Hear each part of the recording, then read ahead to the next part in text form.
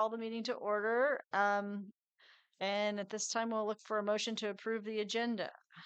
So is that 4:32? Sure. 4:32. That sounds good, doesn't it? Okay. Yes. I think I skimmed these minutes too. Yep, I did when you sent them in the email. So is there a motion to approve the agenda? I make a motion to approve the agenda as it stands.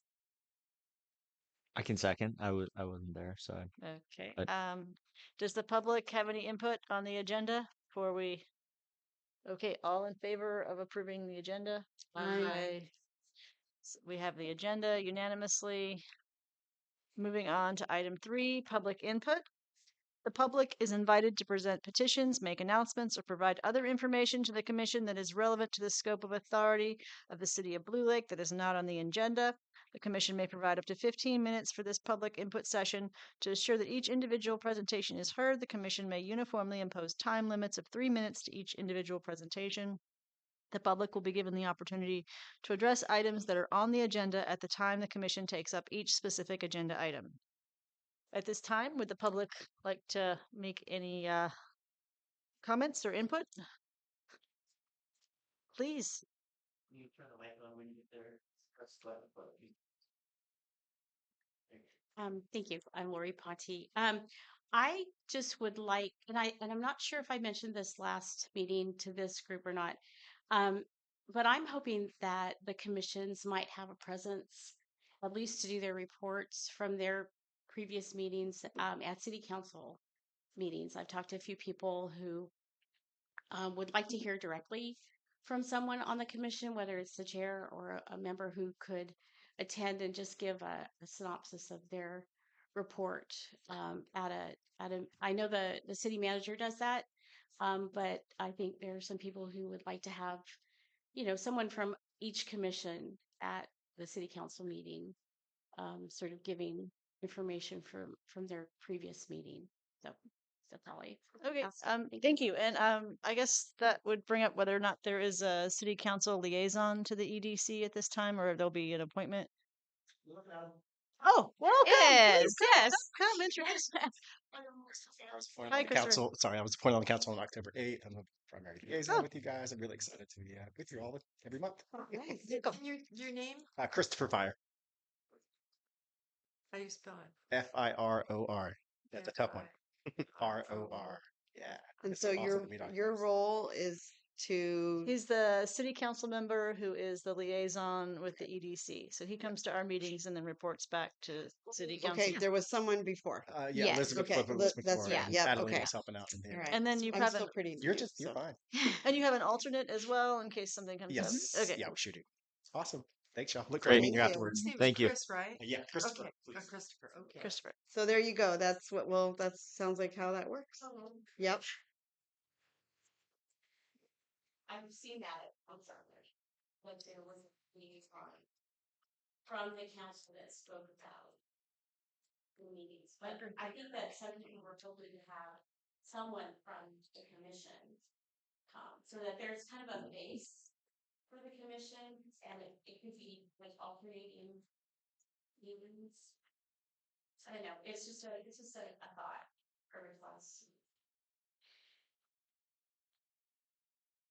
Something to think about. Something to think about. Thank you. Okay. Is there any more public comment at this time? Moving on to item 4, we have the minutes from the October 8th commission meeting. Is there a motion to approve the minutes from October 8th? If I reviewed them, I will make a motion to approve the minutes. Great. Thank you, Kelly. Is there a second? Yeah, I'll second. And a second. Does the public have any comment on the minutes from the October 8th meeting? Okay, all in favor of approving the minutes from the October 8th meeting as presented? Aye. It's unanimous.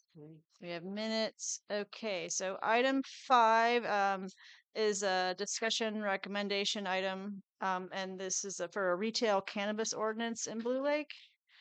And there's some information in the back, just a handout, just about what is going on with the situation in Humboldt County and how it's come about. And I think it was included in the packets. Does everybody have a copy? Does anybody need a copy? Would it be helpful to read this? But this was just some background because a lot of questions that came up about this were stuff that's already addressed in existing state law and the framework that we have. And so, what Blue Lake, I think, would be doing is just removing the restrictions on businesses that have a license from the State Department of Cannabis Control to operate only a retail dispensary and not any of the other many types of cannabis businesses that there are for including cultivation, distribution, manufacturing, um, and there are 5 or 6 categories. Um, there are 7 municipalities in Humboldt County, and including the county jurisdiction that don't overlap. And I think 3 of them, Rio Del, Eureka, and Arcata, all have um, cannabis businesses permitted, and then they don't have any restrictions on what type of businesses that they would be. Um, but this would allow, we're thinking that Blue Lake would be retail only and have a reasonable limit on the number of dispensaries. Does anybody have any comments or discussion? So no growing, No growing. and then distance from schools, Well, that is covered by state law. Yeah. What is it, 300? and then And consumption is illegal wherever it's illegal to smoke tobacco. yeah, And there's no sales to Make the minors under presence. state law. yeah. It's a $4.9 billion business in California in each of the past 2 years. There's kind of a patchwork of where it's permitted and where it's not permitted by state law. The DCC website has like ways you can drill down and see where it is permitted. But for the most part, the North Coast counties have all opted in on cannabis businesses. And so this is a lot of business that is local that is not allowed to be sold in Blue Lake. And it would create a little tax. There would also be a couple jobs involved, I would assume. And there's a good straight regulatory framework for how this works through the DCC. So it's not like we would have to reinvent the wheel on how to regulate it. I mean, the DCC, you have to be licensed with the DCC. And I don't know what that process is like, but I imagine it's It's a pretty rigorous process.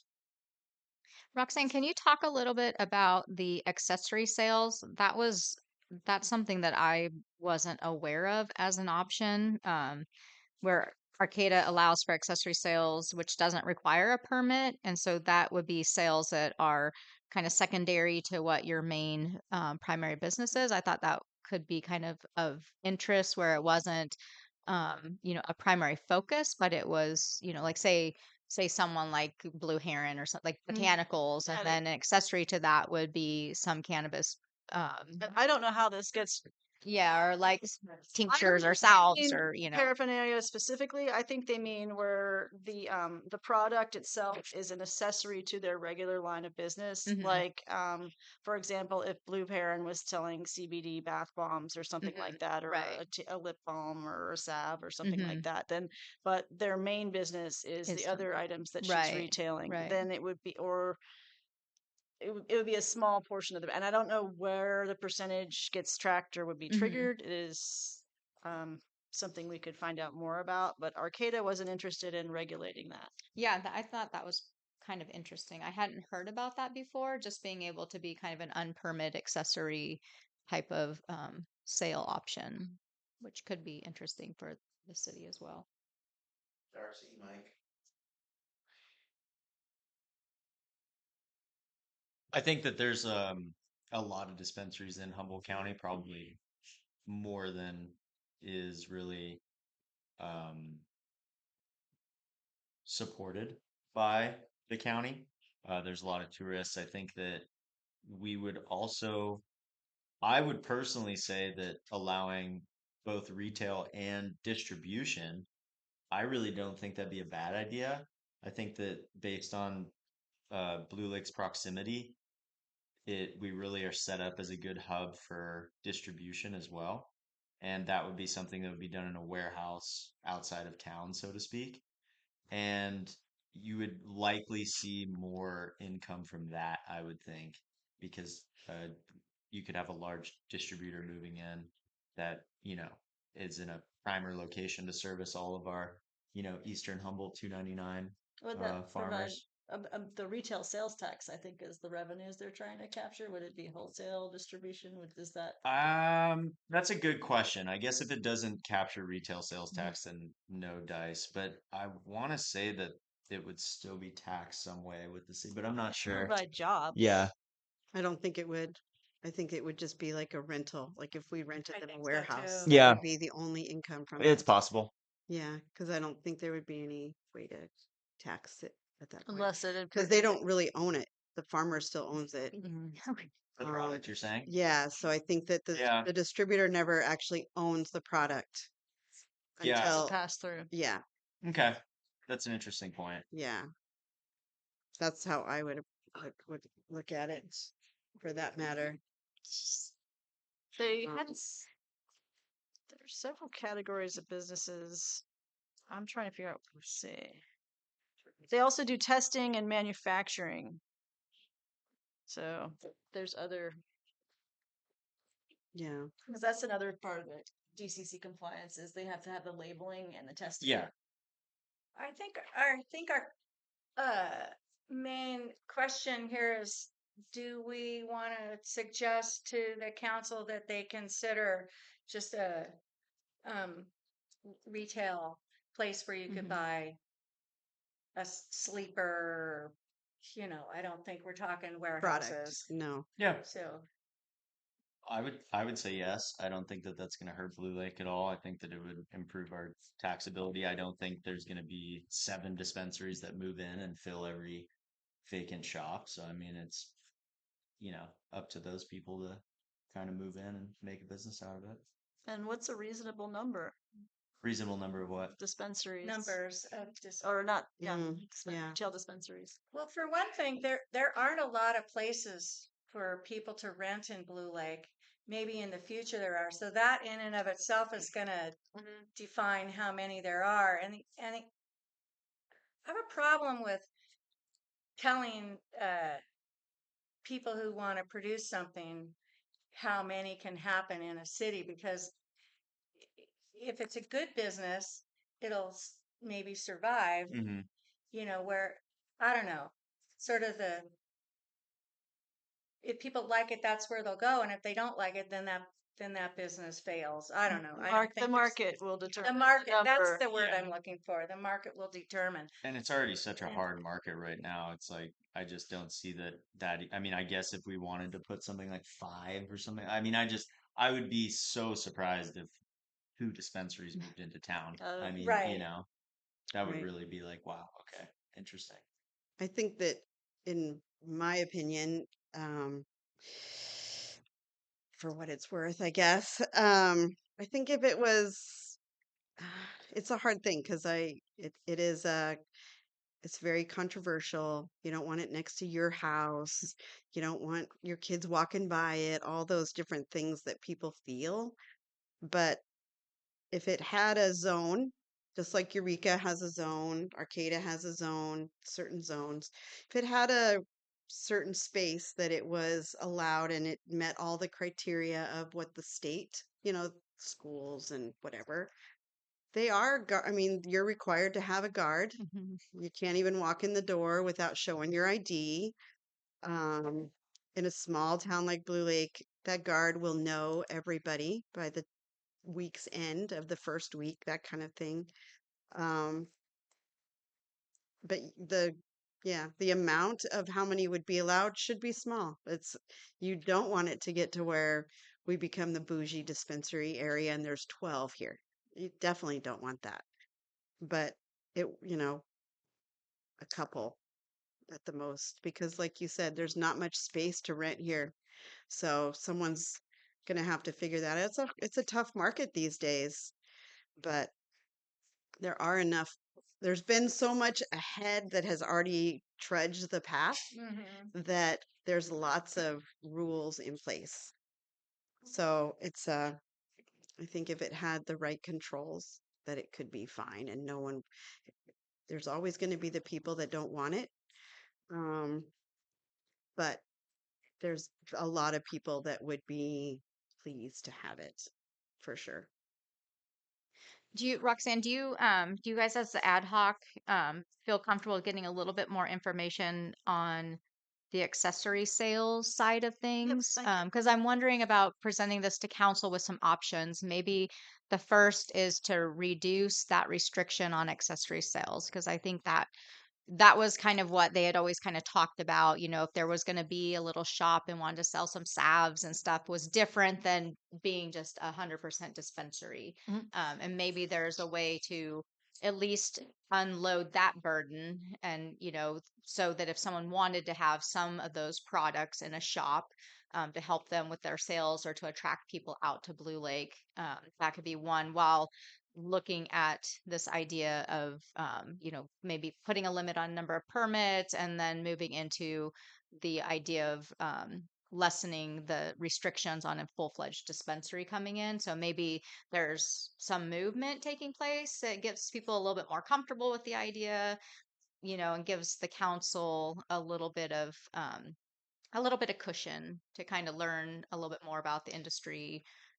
But I just think being able to carry some of those products could be a boost to someone's business, if that's more of an attractant, that's something that they could market, or it's another market line that they could And I introduce. think there's probably a threshold, I guess, that maybe is when it's where it gets regulated by the DCC and Yeah, where it that's what I'm isn't, kind of and wondering. maybe that's what's going on there. I Yeah, don't because really know. that's not I can. something that has been on my radar at all. So I think that's really interesting. Sure, because you can sell CBD stuff Yeah, that yeah. isn't I mean, you can like buy it at regulate. Murphy's, Yeah, I was exactly. and gonna I don't know say. like what Yeah. level.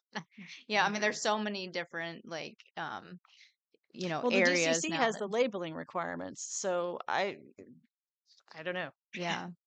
It sounds like Arcata has figured some of that out, and that doesn't I like the idea that it doesn't require a permit, because then you're not, we're not going in there and we're like not having to regulate people's product lines and do a lot, as long as they're not, an actual just 100% dispensary. So finding out what the definition of Yeah, accessories, and just kind of seeing, because I'd be interested to see, maybe what businesses they have in Arcata that are doing that, and seeing what kind of product lines and things, and learning a little bit more. Like I said, it might be an easy segue.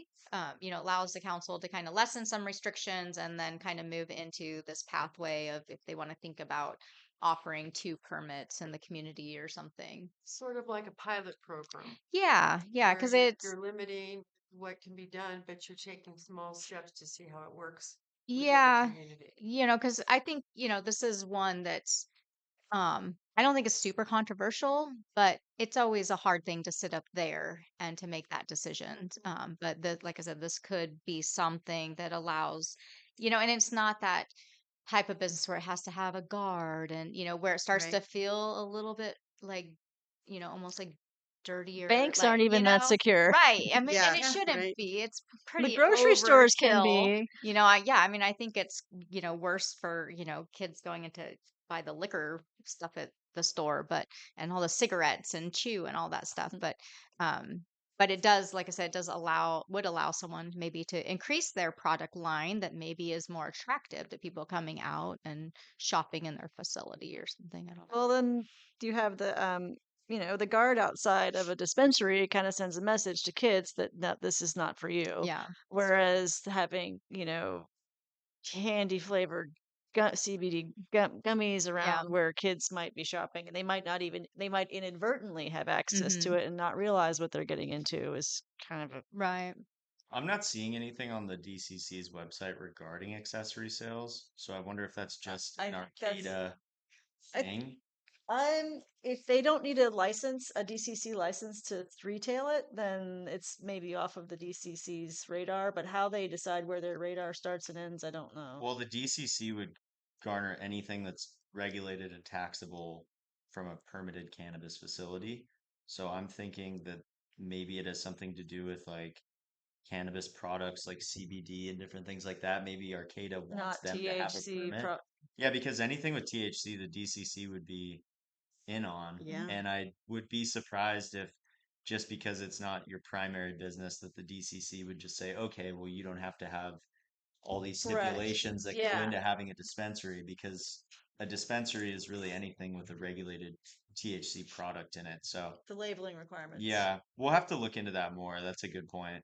I think that's like they want businesses that sell CBD and other Mhm. cannabis products to have an accessory permit, even though it's not through the DCC. So Because it's like what was the shop on the plaza that had the sweatshirts? The right, and oh they yeah, was it Pacific? No, no, it was right on the on the plaza. yeah, on In the the plaza. Jacoby's, not the Jacoby Storehouse, but No, catty corner from the Jacoby Storehouse Mhm. on, was it G Street? Humboldt what?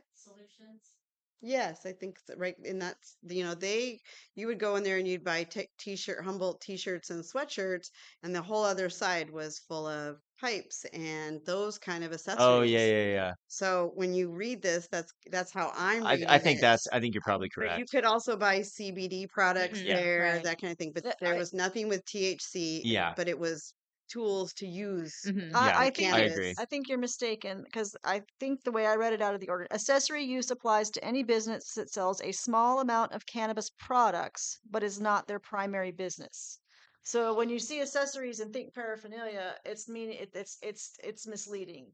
Okay. When they say accessory, they mean like a secondary or tertiary or non Okay. mainstream of their business. It's so if it's a bike shop, for example, then and they were selling some sort of CBD rub for sore muscles Mhm. after riding your bike. I mean, their Okay. bikes, bike gear, bike parts, bike repairs would be their primary types of business. Mm, Where and I okay. don't know where A paraphernalia fits into all. byproduct Yeah, type of product.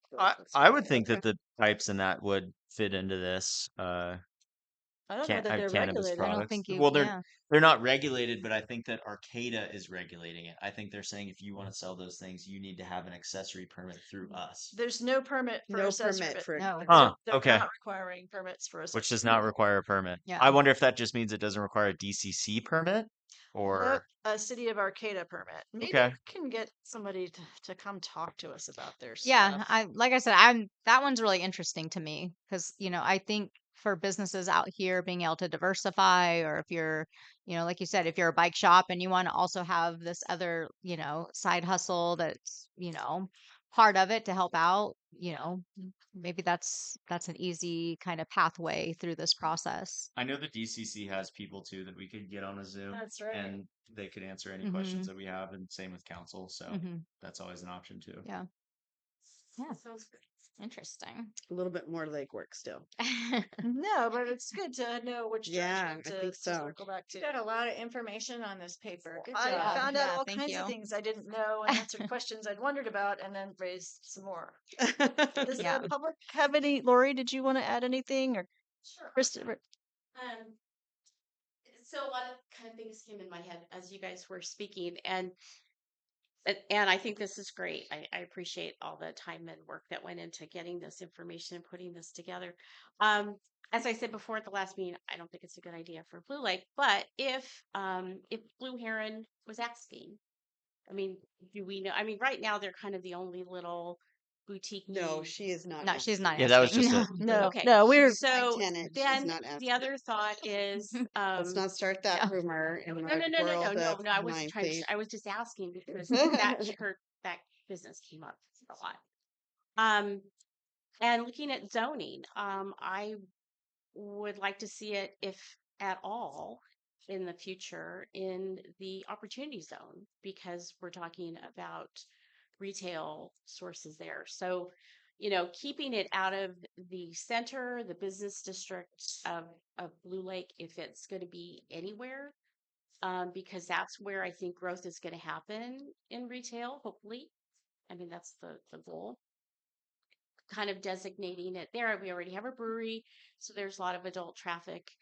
And so, maybe restricting where it is. So it's not close to the park, it's not close to the school, it's not close to, the downtown where we really don't have much going on at this point.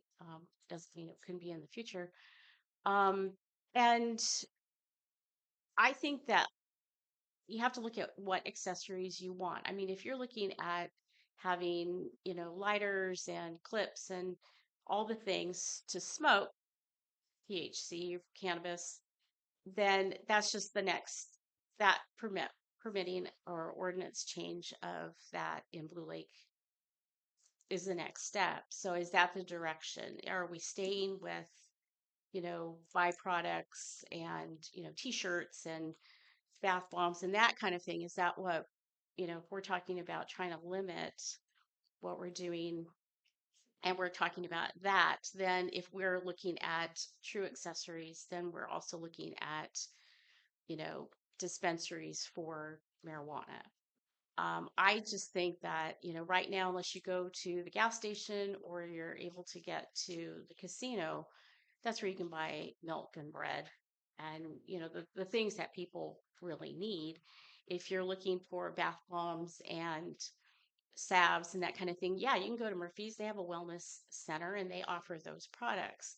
So I think you guys are way down the road yet to making a decision, and I appreciate all the time and effort that you're putting into it. And I think it's probably a ways off before there's a recommendation to the council because it sounds like there's a lot more information to And get. it's So not our decision, it's the yeah, yeah. council's No, I decision. So know, we have but the it's luxury the of making a recommendation. Yeah, it's the recommendation. So, I feel like you guys are doing a good job with trying to, you know, think through the whole idea and whether or not it would be a real good fit.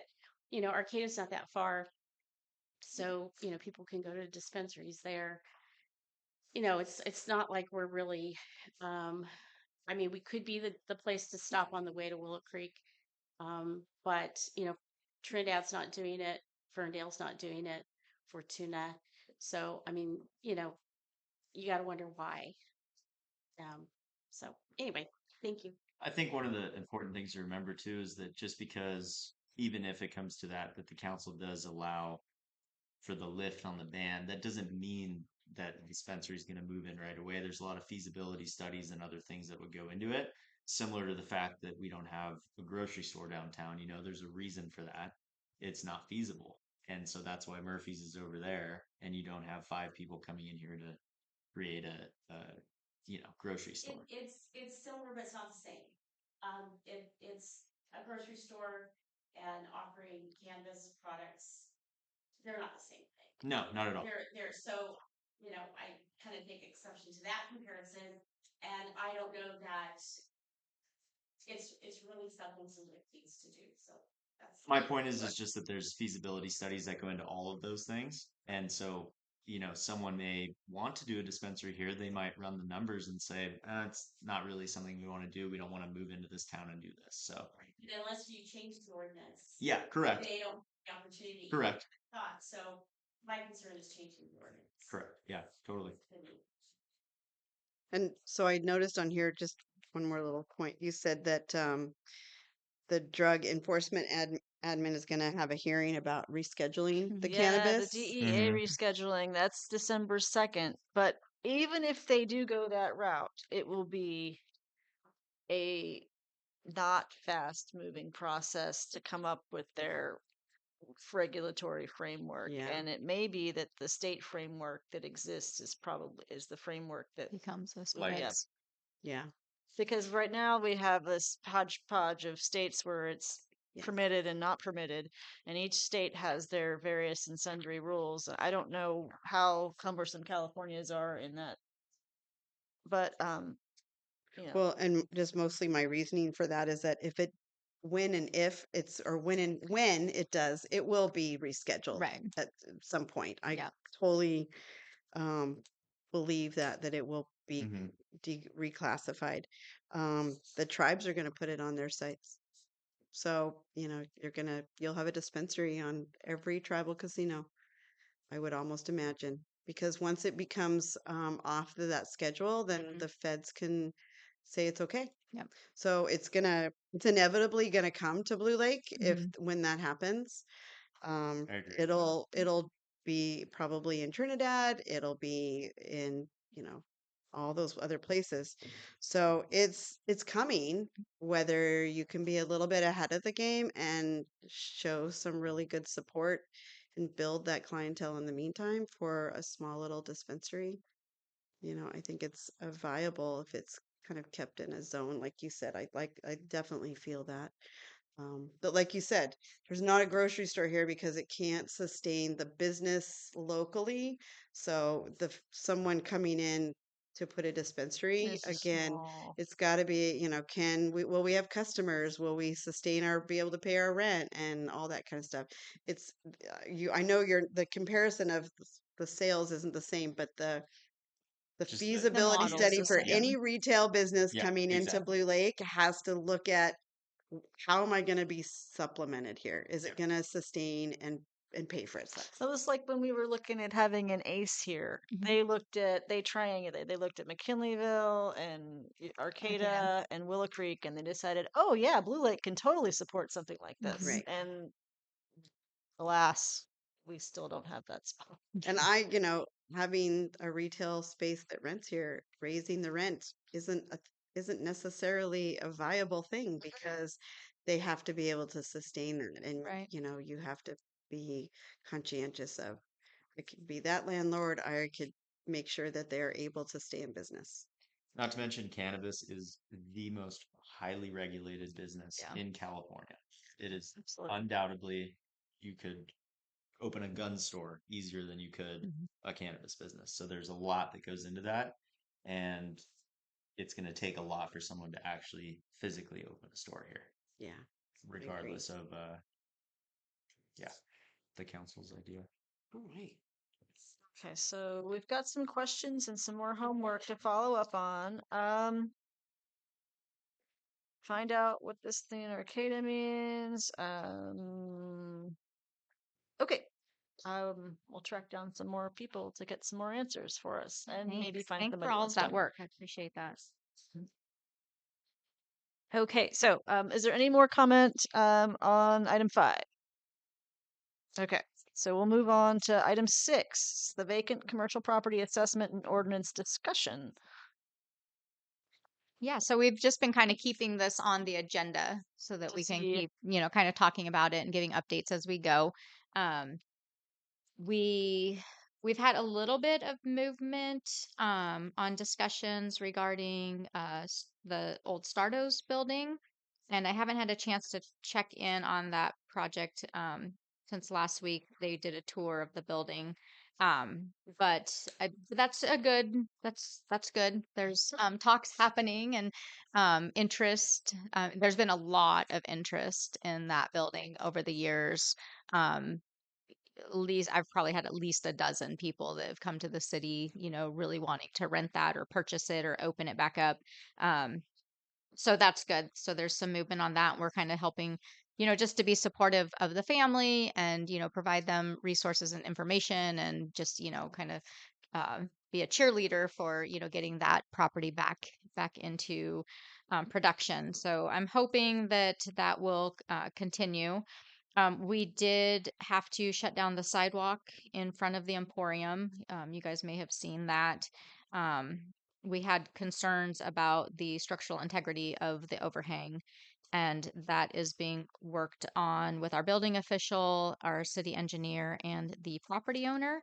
Um, that overhang is, I'm assuming it weighs, a enough to brain someone. enough to kill somebody. So, just seeing this condition of it is starting to sag at the corners. It looks like structurally it's held up with multiple chains. But those chains that are coming down into the overhang, that part of the overhang is severely rotten and impacted by water intrusion. And so, looking at whether those chains are actually structurally holding that in place at this time and have the structural viability to continue to hold it was something that our building official didn't feel comfortable with. So, we made the decision to shut that area down until we can determine that there's no threat to the public health and safety. So that is an ongoing situation. The property owner is not in the country right now. I'm hoping that when he does return that, they'll be able to kind of open that underside and just see really what's going on.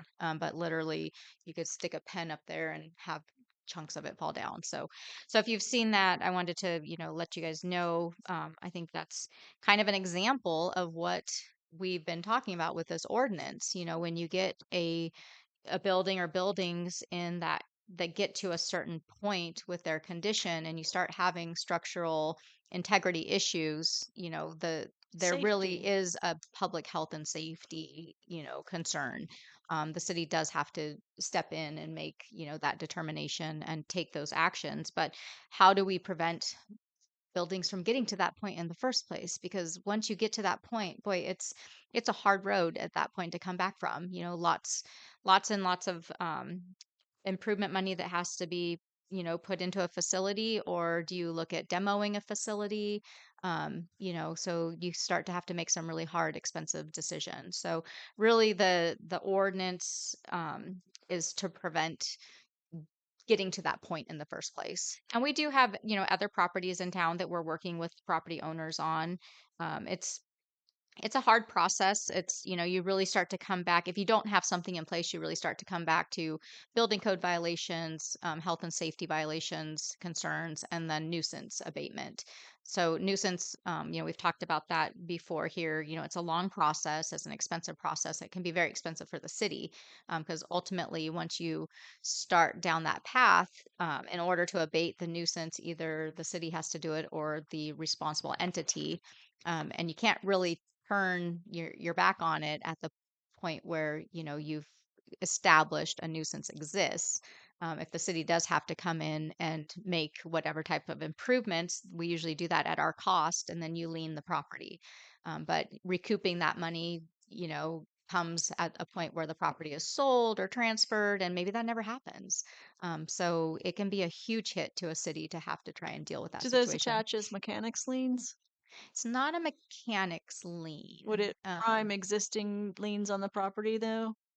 It's If they were similar. like Yeah, two, It's similar. okay. Yeah. yeah. It happens like all the time in towns where, like in your neighborhood, there's so much garbage and debris and cars, and the city has to come in and actually clean that up to Mhm. make it okay. Then they put that $40,000 lien against your property. And So it so has to be paid off in order it for will. it to, So when the In order to property's sell it, sold, even if, yeah. that would be the first thing. okay, Yeah. The problem is a lot of times these properties don't get sold, and so no. you're just out the money until Probably a lot of legal fees too. lots of legal fees. Yeah. So, for us as a small city, we just don't have the resources to go down that road, so trying to be more of, you know, um, a partner to the situation or provide resources. And we've done this several times with different properties where we've been able to, maybe we do a community cleanup day and we're able to bring a couple of dumpsters to a neighborhood. And so that property owner can, utilize that dumpster to help clean up their property, or we can try and advocate for the sheriff to come out and tow some cars, or different things, or bring resources, volunteer resources. But it's a very expensive process. But it's also very expensive to lose properties, especially in your downtown. That's it's especially something with such a large footprint. What about expense for law enforcement to come out if there are complaints or issues with the or issues with the property with trespassing or Yeah, at some vandalism point or you can. At some point, the sheriff can charge for those. If you become a nuisance, they will start instituting, some monetary fines associated, but that's through the abatement process as well. okay. So, we have a couple of surrounding properties that are outside the city's jurisdiction, but have been nuisance properties that have direct impacts to the city. So, we've worked with Humboldt County's abatement program, just as an affected either property owner in proximity, or just seeing how those impacts, just generally impact our city in general. We've been able to, work through that system. That's usually code enforcement, law enforcement, health and human services, different resource agencies to help with that too. So, but within the city limits, especially in our downtown retail commercial zone, to have, a few of these buildings, like I said, it makes a big impact when we have a very small footprint for our downtown, and we have, 3 buildings or 4 buildings, that are in a condition that isn't really conducive to promoting business. So, Or dangerous. or I dangerous, mean, yeah. wasn't there an incident where like a gutter fell off Yeah, we had a onto large that walkway, section. that new Yeah, walkway. I mean, yeah, it's starting to become a liability for the safety of the community and the absolutely. people you're inviting to this Yeah. community to bike and walk. Hmm. And so, yeah, it gets really cumbersome. Yeah. It's too bad. Yes. So I think it's something, that I've brought up with the council as well. I think it's something that, our ordinance doesn't really have a lot of tools to deal with this except through those very limited, venues. So this really is something that I think needs to be considered. It's we don't we're not Eureka with so many opportunities for business and buildings and things, like with a small footprint, having that many buildings that have issues, it's very frontal. And, with limited resources, it does have a really big impact. And then you look at our downtown and gosh, there's so many people that are working so hard, to make the space look nice and, to improve their buildings. And, I think the downtown's just made great strides. And it looks really pretty. And then you have some that are just, not making that reinvestment. And that really does hamper the rest of the downtown tenants and property owners as well. It brings down property values. It's not as attractive. And when I have to start shutting down sidewalks, you know, that's that's just it's just not a good look. Hmm. And obviously it's not safe. So it has a lot of ripple down effects too. So I'd like to keep this one So, are there on. tools you need to help this? I mean, you Yeah, I'm doing a little bit more research. Our Eureka just adopted theirs. And so I kind of wanted to give it some time and kind of see what their staff found, how it's helping, if they, is it effective? But I'd like to keep it on the radar because, like I said, I do think that having another tool for us to use to apply, could be really beneficial. And ultimately, the goal is to try and get resources back into these properties. We want them back in to production. We want them, we don't want them to sit empty anymore. We would like them to get fixed up, and we're willing to work with property owners. One of the items that we talked about previously was the institution of fines, because really it's money that really plays probably the biggest, it's the biggest carrot or the biggest stick. But if you did have a penalty system, and then those penalties could go back into a grant back to the property owner to put Hmm. back in the property. The city isn't interested in making any money off this by any means, but if the city were to collect and it could be then granted back for specific improvements, I think that's, maybe a the grant ultimate. back with owner match.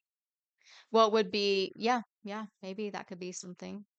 I mean, I know that we have property owners that are, that probably if people had the resources, I think, a lot of people, if they had the resources, would put back into their property. So you don't want to also get into a position where you've hamstrung someone to the point where financially they just can't do anything. They either They can't may pay the penalty or make the improvement. But, and I think there could be some options or opportunities. If the city were to have a little bit of seed money maybe, or we did that. We did give out one low interest loan to help get a business started, and that was paid back, so that's great. Something like that, whether it's just like here's a small loan up front to get some stuff going. But Arcata has a very robust program for loans to small businesses that are going yeah, to create jobs. It's like up right. to 35,000 per employee. That Hmm. the and it's 3% interest, and then they term it out after a year or so. Right. But it's there's some Yeah. fees, but it's a Yeah, pretty and you cool can do program. that when you have a good tax base and that money comes Mhm. in, you can set some of that aside to, Well, and you know. every day that it goes by, the buildings that are just sitting get more and more Yeah. dilapidated. Hmm. Yeah. And a year in of, keep talking about these things, and now we're even more Yeah, the dilapidated. 3 water intrusion. years, Yeah, Yeah. 4 right. years. So they're Yeah. they're And losing value, nothing's but it's not coming out of their pockets, so they right. don't Hmm. feel it. Yeah, Yeah. it just Yeah. gets worse. That's too bad. Does the Yeah. public No. have any comment on the vacant building ordinance? Nuisance properties, Lori? Christopher? No.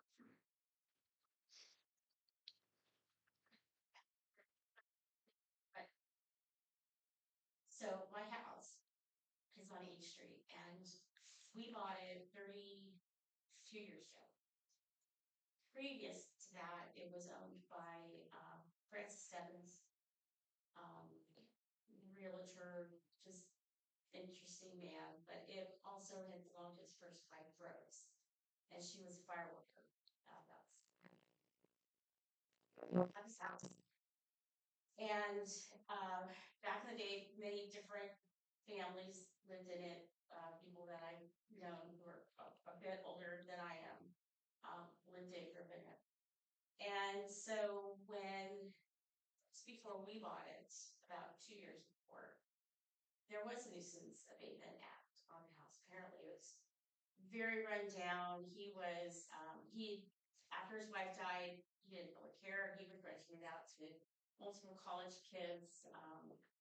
And what brought the city to put a nuisance abatement act on it was that some of the students, HSU students, built a sauna in the back. Yeah, and the backyard now is level, but at that time it sloped down going towards Powers Creek. And so I guess a tree caught fire and all that. So there was quite a problem. And so they did put a nuisance abatement act on it. So because he was charging rent. So for a while he decided not to charge rent. And they didn't do anything about it because, he wasn't paying any tax. And so he finally decided he didn't want to deal with it anymore. He fixed it up. Dave happened to know him because he was part owner at Stewart School building in Arcata. We needed a bigger house, and there was like absolutely nothing in my mind. It was like,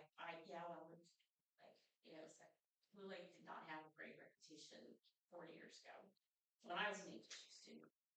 And so we came out. Here was this great house. We had 3 kids and had 5 bedrooms, had 2 full bathrooms. And he's just like, here's the key. Go in, take a look. So he did put money into it, but he had his feet held to the fire, and that was the residence. So, I mean, when you think about it, we have quite a few residences too that are very poorly taken care of that maybe could be helped. So I would think not only the business aspect of helping people with fixing things up. I mean, the fountain house. I would love to get a group of people together and and fix that, make it fence out now that they have beautiful sidewalks. But I don't know if the woman that owns it would like to do that. But what an amazing thing that would be in the entry of Blue Lake with Greenwood now paved and cleaned up. It would be for the city to somehow find out if that can happen. If that would help her out. It would look nice for the city. So, I mean, I think not just the business part of it that needs attention, and I think the Emporium is in very bad shape. But I think there are other properties that have, that are seen that could be helped, and maybe kind of broadening the concept, not necessarily for nuisance abatement or threats, but for community development in that we're helping. And I don't know if that could be something that is created or thought about or talked about, but I think there are other business, not just businesses, but other buildings that are not too far off of town. What's this? I mean, yeah, it's the zoning. I mean, I think it's 2 different things. Yeah. But I think that there could be a positive for not only business beautification. That might be like art and heritage. Yeah, I was gonna say, commission. Yeah, or we it's have the city to council. avoid a gift of public funds too. Is the Well, but maybe it's maybe people don't know that there are loans. I think there is a loan program that is available to people within a certain income level. There isn't, the city doesn't have. I thought there was something that I read about. We used to have a CDBG loan program that We don't people could have it. use. No, we haven't had it for quite a while. is it because we didn't use it or It's it doesn't exist?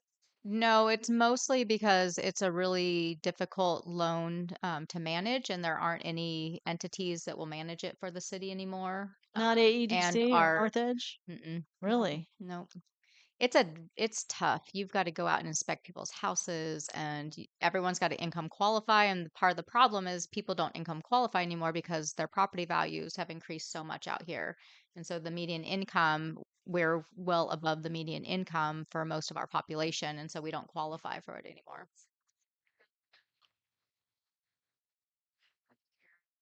That because a lot of these properties are rentals, the owners aren't doing anything like my house. The owners aren't doing anything. Maybe their income levels are too high.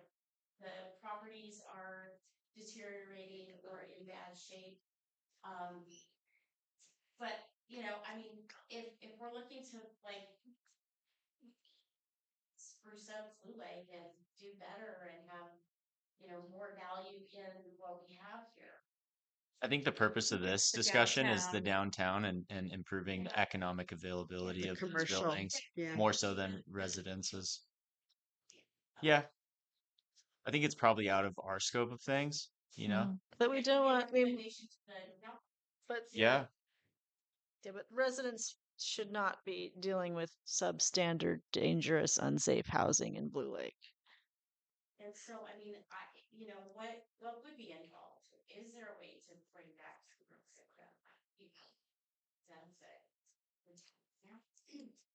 the residents? Um,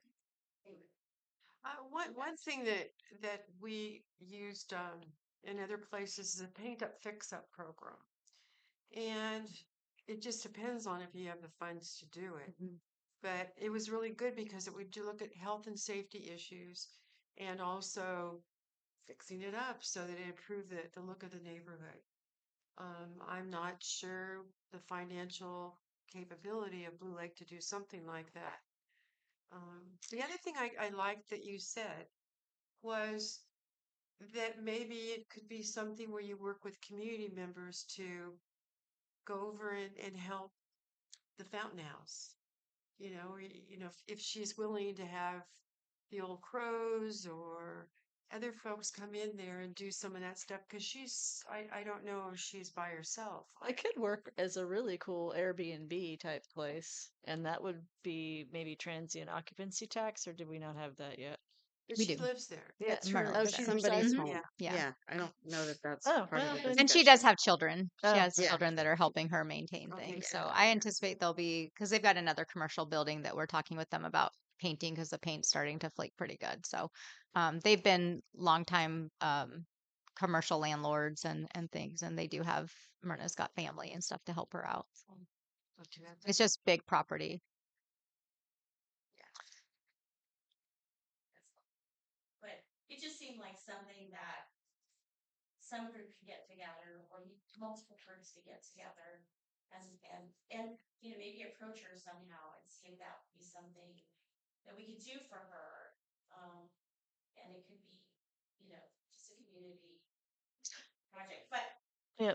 But they that yeah, that it's beyond the scope of a commercial property Yeah. ordinance. But They're not really economic but it does well, it does benefit the community, but it's getting into the weeds of what we're trying to talk about Yeah, here. it's Maybe it really should in be the weeds. referred to the idea to the heritage and Mhm. Yeah. yeah, that might be something that because my goodness, that's probably one of the most historic homes that you have in the area. We have a lot of old homes here. We have a lot of homes with a lot of need Yeah. when you drive around. So yeah. So like I said, I'd kind of like to follow Eureka's process and see how it's working. What if they're how landlords and property owners are responding, and then maybe bring this back and think about a recommendation to council. Because like I said, these I don't know what what else to do at this point, but to just see buildings, to lose buildings like that, um, you know, it's tough. And, you get construction's not cheap. So you get to a certain point and what's really the incentive Well, it's like to the make state of our improvements. roads, Hmm. where if you maintain them at a certain level, it's cheaper to keep them functional, Hmm. and we haven't been able to hit that level in a while in the Yeah. county. I've lost a lot of tires. So many You're tires. telling me. Ah, many tires. So I think we've run the course on this topic. Hmm. Anybody Yeah. else? Okay. So, and the public has input, and we'll move on to item 7, Blue Lake business outreach discussion. Yeah, so this was another item that we've just been kind of carrying over so that we can kind of keep it on our radar. I don't know if anyone's had a chance to talk with any of the businesses. Justin provided us some information the last time because the chamber is kind of doing this as well. Just thinking about maybe partnering with the chamber as and doing just a little bit more of that kind of one-on-one touch to businesses to see how things are going. What are some things that they're maybe struggling with, or are they seeing, things are going well?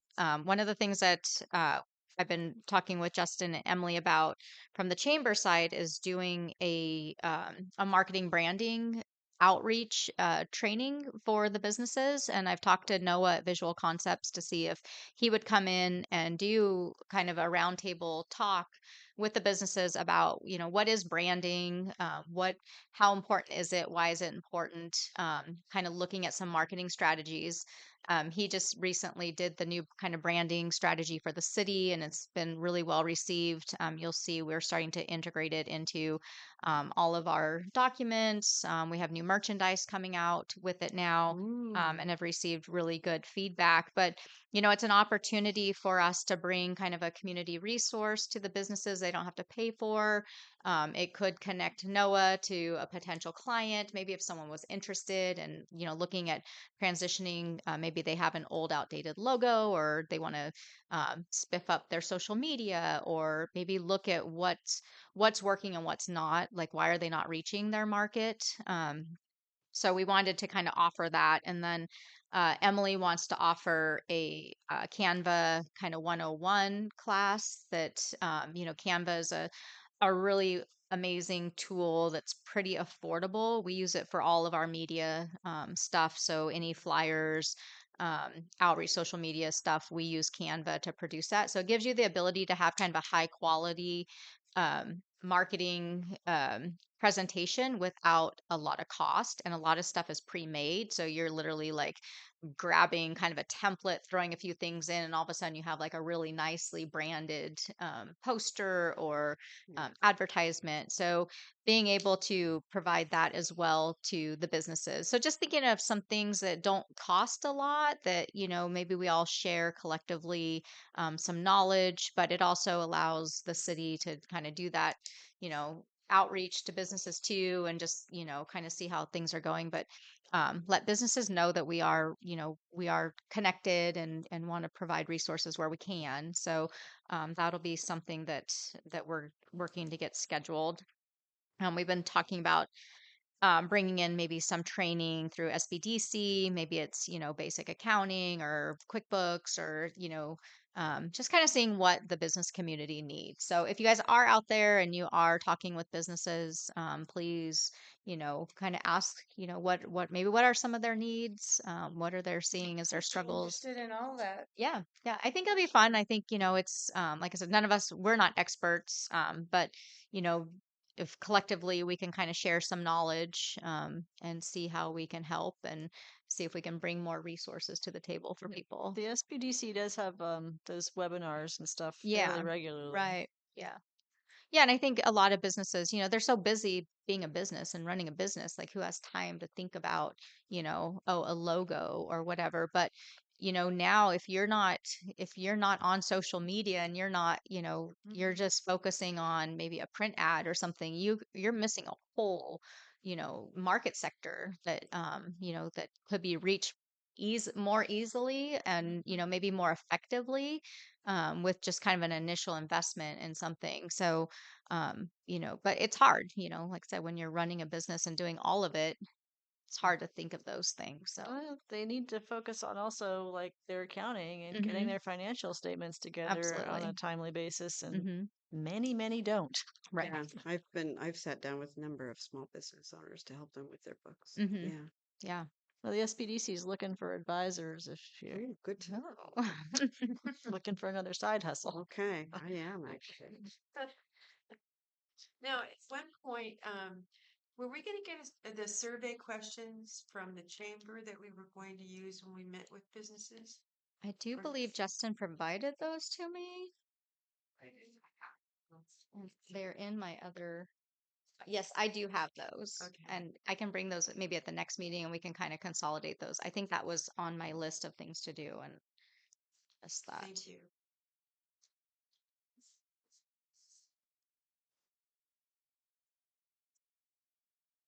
So that's just kind of an ongoing one. I know it seems like we don't make a lot of headway, but we're making small steps. Getting some Time. things, yes. Does the public have any input on business outreach? If you want to see a good example of what she's talking about, the camera 101, we've actually put us both of the lines. Oh, yeah. Here's on the way out. You want to check them out. It's awesome. Yeah. It's so polished. Stuff inside. It's jump. Yeah, it's really upped our presence for sure. Okay, cool. Thank you. The posters that you make for like the skating and the all the different events that are happening are really eye-catching, and Yeah, you that's did a all good through job. Canva. Wow. I mean, It's pretty good. I mean, you have to kind of manipulate it and learn the program, but yeah, they give you a really good foundation to work with. So, and it's like 29. yeah, a year. It's pretty cheap. Yeah, Looks nice. yeah. Canva, Canva.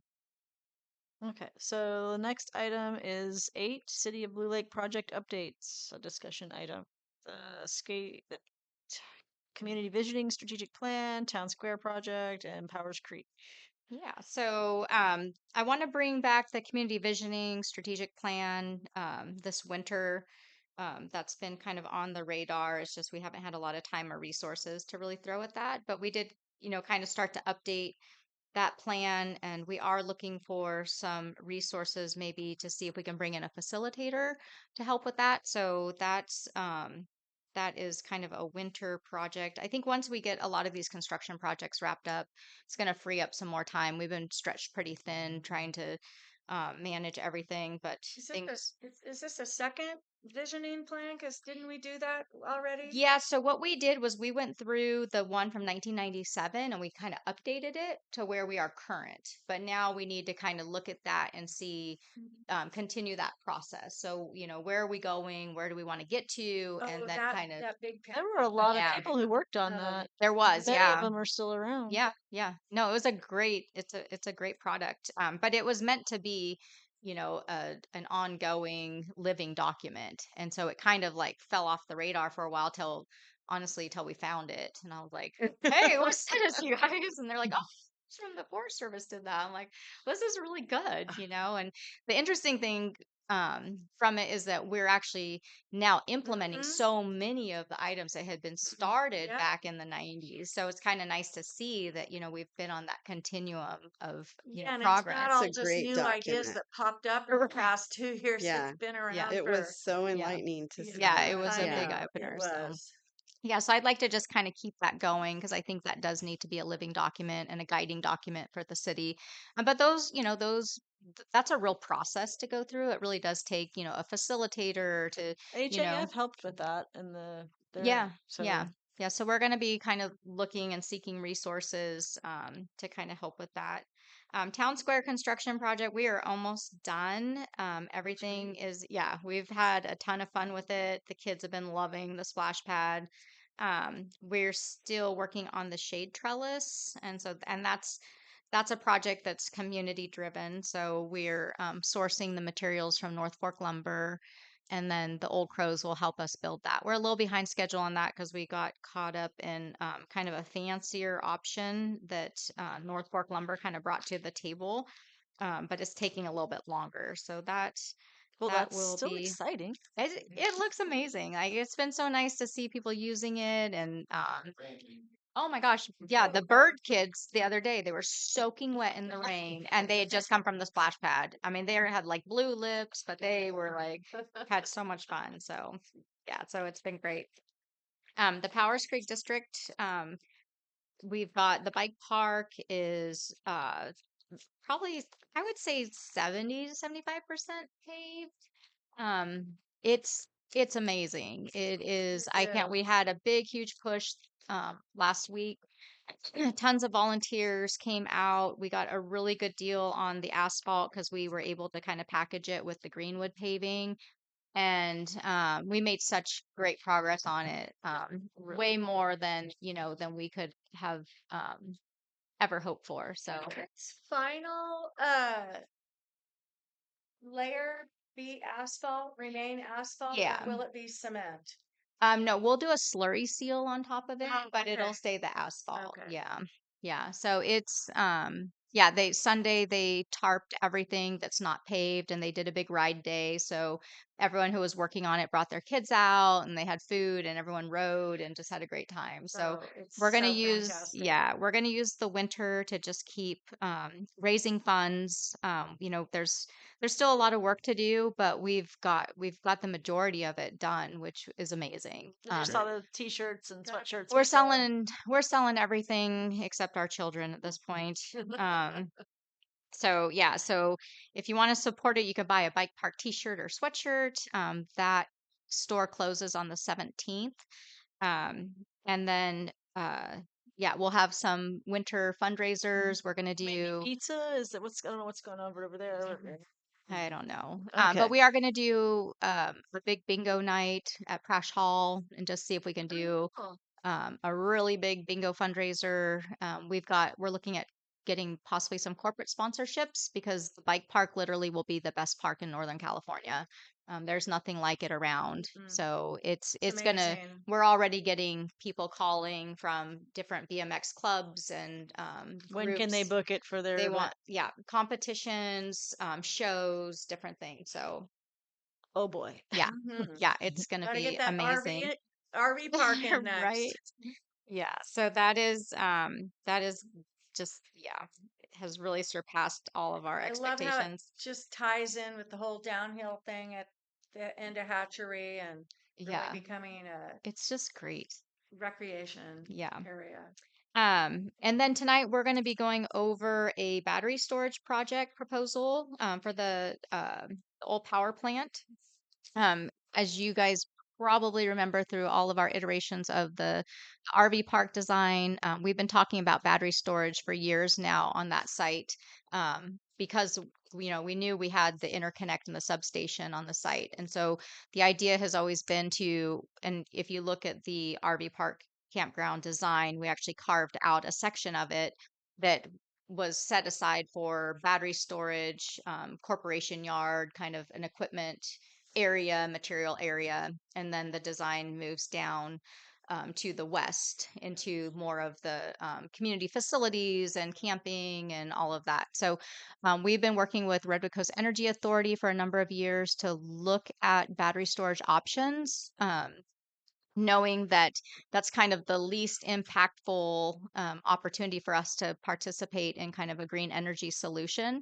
So the concept really is to be purchasing power as it's being produced during the day by the renewables, storing the excess in the batteries, and then being able to shift that back out onto the grid and during the times that the renewables are not producing. So you're not losing, all of that production by not having the storage. So we've been working with a company called Power Transitions. They're a really large corporation out. They're based out of Houston, Texas, but they have I believe they have places in in the Bay Area as well.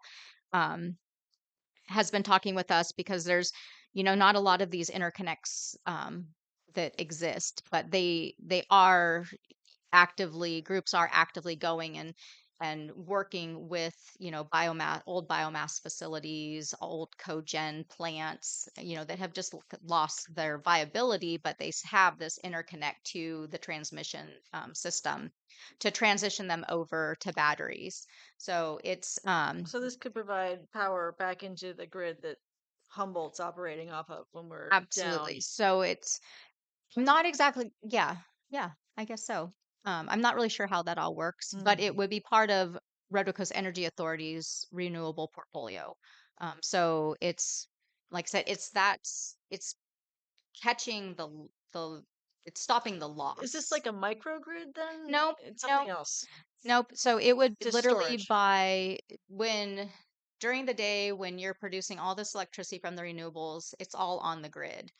And when it's not being So used, it's just being lost. it's taking surplus power off Surplus the power. grid and then feeding it back in when it's Yeah, peak demand. yeah. So you're not losing that Right. production of the renewables, which is what's happening now. Right. So you're seeing, these storage facilities are popping up everywhere. This is a pretty small one. They're proposing 6 acres of land. It's about what we kind of carved out originally in our design. And the idea is that we would take the value of the 6 acres and leverage it against the cost of cleaning up, dismantling the plant, getting rid of everything, and getting that site ready for a new development. And then whatever excess is left would come to the city either in lease payments if the city decided to lease it or into a purchase if the city were interested in selling the property.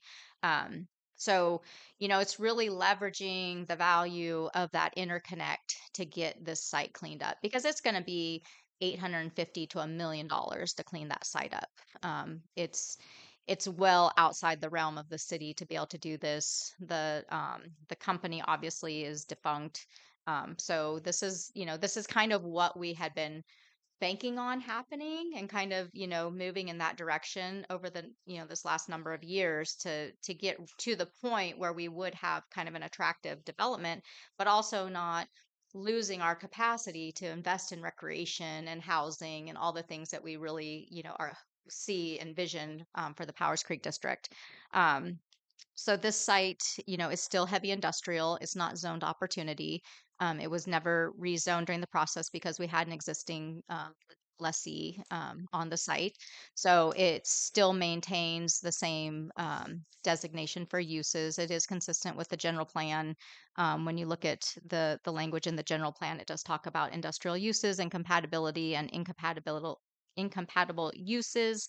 Um, this is very much the lesser intrusive option What when it might comes to be energy production. what might need to be mitigated from this type of use? Is it going to be You noisy? Is it going to be a Noise lot of is lights? one.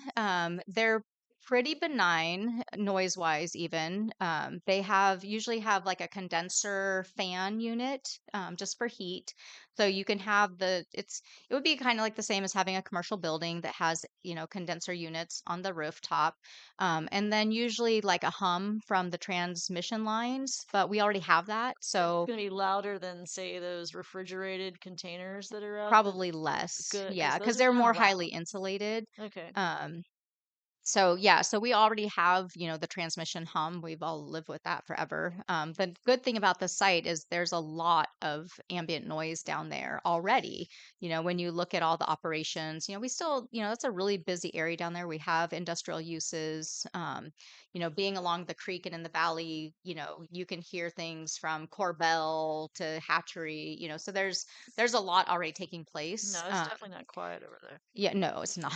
But it has to be mitigated. It has to meet all your zoning requirements, and our zoning requirements set forth, the noise restrictions and levels. And looking at the noise levels that are projected off these, they're pretty minimal. It's not going to be dusty. It's not Oh going to no, be they stinky. they literally sit there in a shipping container, There and you they go. can all be you can buffer them. They some places they'll do, they obviously do fencing around it, but then you can plant trees around it, and you wouldn't even really honestly know they're there.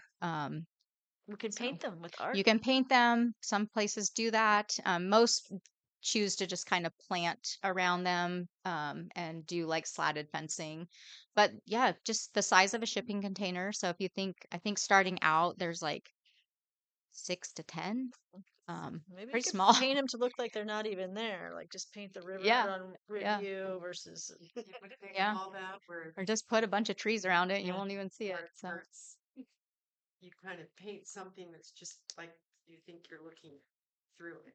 yeah. I don't know what that style is called. Crumploy, Trump, Alloy. I don't know how to Oh, pronounce it either. yeah. Okay. So, yeah, so it's exciting. It could really be helpful. It puts us as a partner for, green energy solutions. It's helps us clean up the site. There could be some opportunities for the city to maybe negotiate some offsets for energy costs. I'm not really sure. There could be opportunities to reinvest into community facilities. This company is really interested in also working with the city to help invest in the recreation aspect. There's, these these projects come about kind of the same way you have affordable housing projects. There's different funding sources, there's credits, there's the Inflation Reduction Act has put in billions of dollars in to try and get these green energy projects off the ground. So does this pay rent to the city for the It site? hasn't been determined yet. So what the council will be considering tonight is entering into an exclusive negotiating agreement. And that allows us to hold space. And we've done this on several projects. It basically holds the project while we negotiate, and then it would be brought back to council for further consideration. So, but yeah. So, yeah, pretty small footprint. And we want to move quickly to get the power plant cleaned up. It's a huge liability sitting Yeah, there. that's like, and it's only going to go up. It's yeah. So So are these units there? They can be moved. oh yeah. Okay. Yeah. It's They not literally it's a full-time shipping construction. container on a concrete pad. Okay. Yep. Yep. I like that. Yeah. Yeah, I like pretty not you wouldn't paying even $1 million know. to clean up that site. Yeah. And they're very, these shipping containers are fire rated. They're proposing lithium phosphate batteries, and those are way less susceptible to any type of damage or fire. In fact, I don't think there's been any fires associated There might with be an earthquake out there sooner or there later. could be, yeah.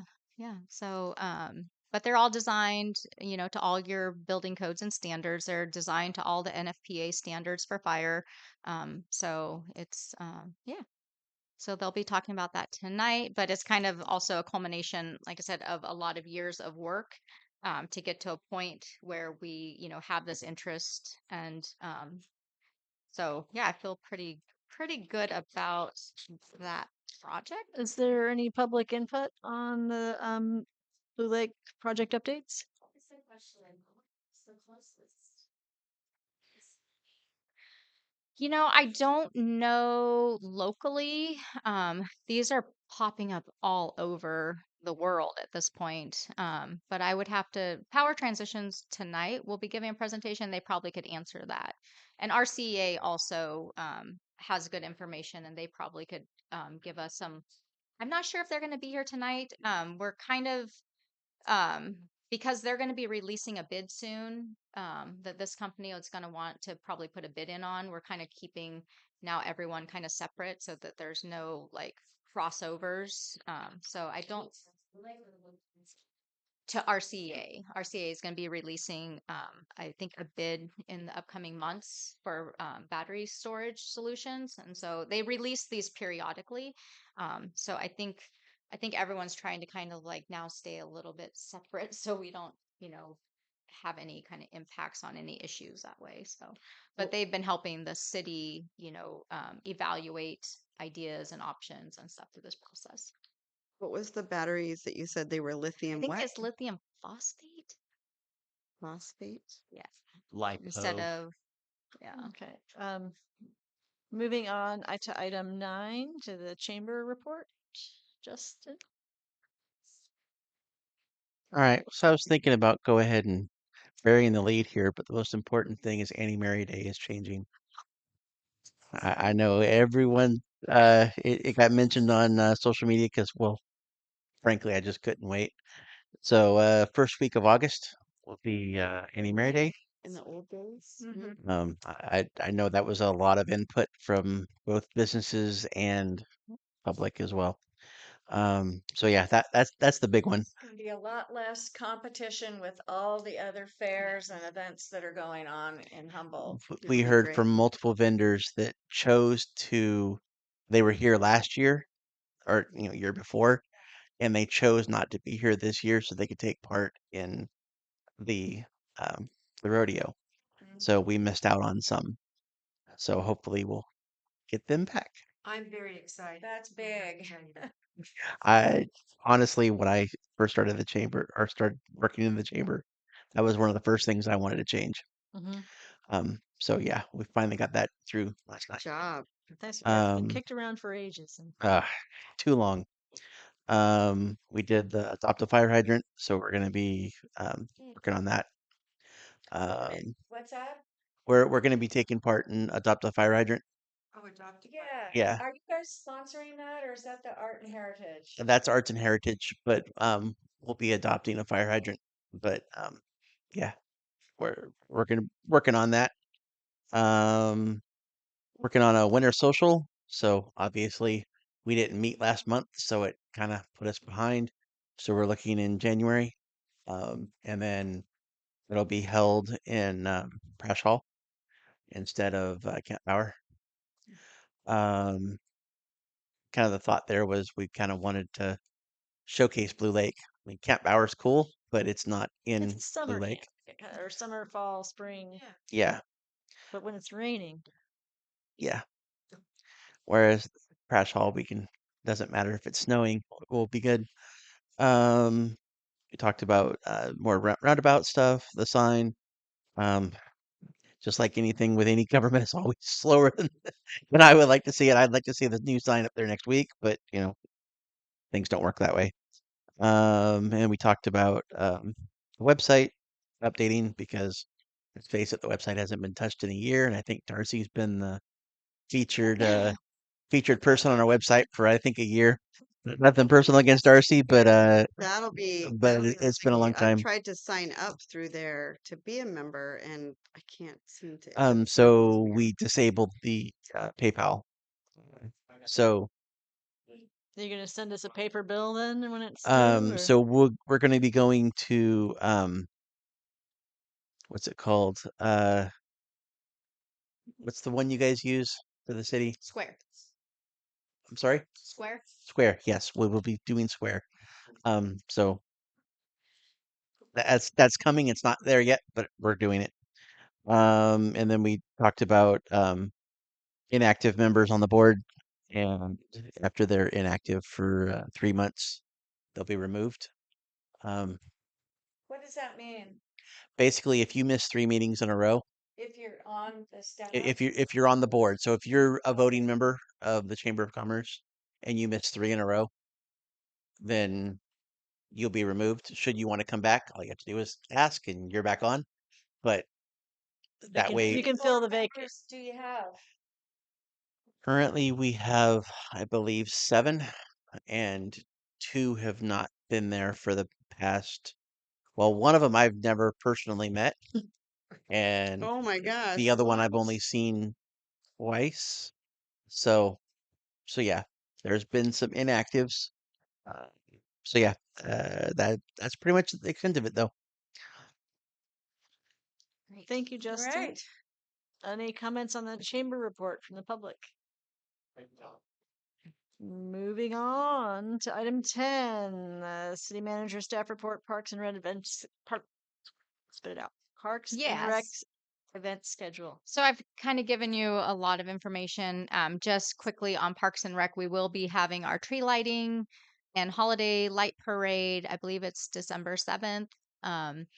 And our community dinner. So we're going to kind of do the same thing we did last year, where we will pre-sell tickets for the dinner, and then we'll do a community light parade. It'll stop at the town square. Green Diamond's going to be dropping the tree off that week. We have a sleeve that's built into the town square for the tree, so we'll be able to put it right in. And we now have power, so we'll actually have lights. And it's Christmaka this year. Hanukkah and Christmas can join this year. There you go. Yes. I just say the holiday tree. The holiday tree. Whatever, however people want to celebrate is great.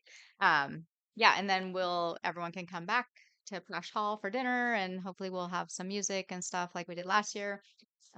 We want to do the story tour again and decorate the museum lawn the same day you're doing the tree lighting so that the whole town is really lit up. Oh, good. Great. And Great. Yeah.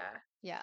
Cool. And I think Yeah. Emily's going to be doing some different like door contests, like decorating contests, and trying to get the businesses in town to put some lights and um, try and just get, some more festivities, festivus mood going. So, but Festivus it'll for the be rest like, of us. yeah, it's gonna be Festivus here full. before we know it. Like every year I we do know. this, we're like, we just get done with Halloween, and we're like, it's this, and I oh my gosh, I always think, oh my gosh, it'll be so good when summer's over because we'll have a little break, but it just winds up more. There's more it just holidays. keeps going. It Yeah. just keeps Yeah. going. No matter what we try and do to get ahead, we just I are know. always a little bit behind. But yeah, so So, that's all I've got.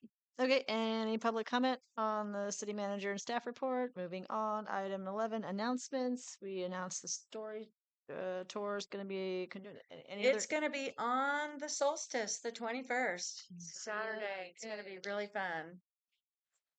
It looks like it looks like the equipment's going to be out of here in time too.